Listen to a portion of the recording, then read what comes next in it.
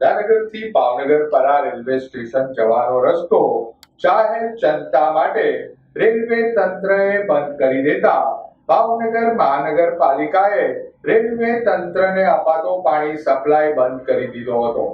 દાદાનગરથી પરા railway station જવાનો રસ્તો જાહેર જનતા માટે બંધ કરી રેલવે તંત્રએ જો હુકુમી કરતા કમિશનરે જેસીબી મોકલીને રેલવેએ કરેલી આડસ દૂર કરાવી હતી. તેની સામે રેલવે તંત્રએ કાયદાનો દંડો ઉગામી આરપીએફને મોકલી કોર્પોરેશનના કોન્ટ્રાક્ટર અને તેના માણસને બેસાડી દઈ કાનૂની કાર્યવાહી માટે ચક્રો ગતિમાન કર્યા હતા. આ અંગેની જાણ થતા કમિશનર ઉપાધ્યાયે રેલવે કોલોનીમાંથી શહેરમાં આવતા બે રસ્તા બંધ કરી દીધા હતા અને રેલવે તંત્રને અપાતો પાણી સપ્લાય બંધ કરી દીધો હતો. કેન્દ્ર સરકાર અને ગુજરાત સરકારના બે વિભાગો વચ્ચે ગજગ્રાસ સમાન ઘટના સર્જાતા આખરે જિલ્લા કલેક્ટરે દરમિયાનગીરી કરી મામલો થાળે પાડ્યો હતો.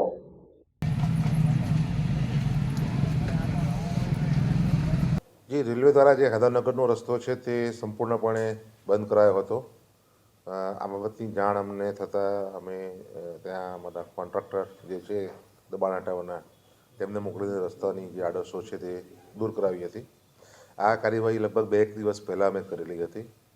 ત્યારબાદ ગઈકાલે અમે રજા ઉપર હતા, ત્યારબાદ અમને અહીંથી અમારા ફાલ્ગુનભાઈ અને ડેપ્ટી કમિશનર મનીષાબેને ફોન કરીને જણાવ્યું કે એ કોન્ટ્રાક્ટર અને આપણા એક લેબરને આરપીએફ એટલે રેલવે પોલીસ દ્વારા બોલાવવામાં આવ્યા છે અને પોલીસ સ્ટેશનને બેસાડી દેવામાં આવ્યા છે.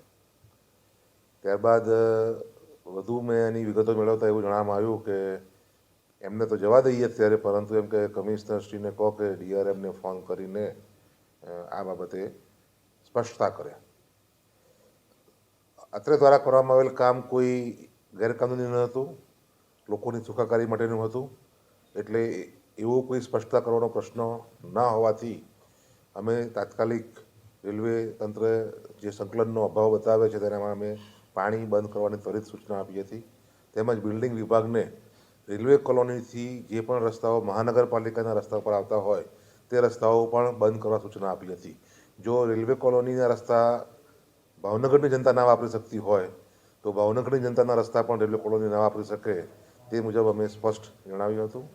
ત્યારબાદ ડીઆરએમ શ્રી દ્વારા કલેક્ટરશ્રીને ફોન કરીને મધ્યસ્થ થવા માટે વિનંતી કરી હતી અને ત્યારબાદ એક બેઠક સંયુક્તપણે કલેક્ટરશ્રીના અધ્યક્ષસ્થાને યોજી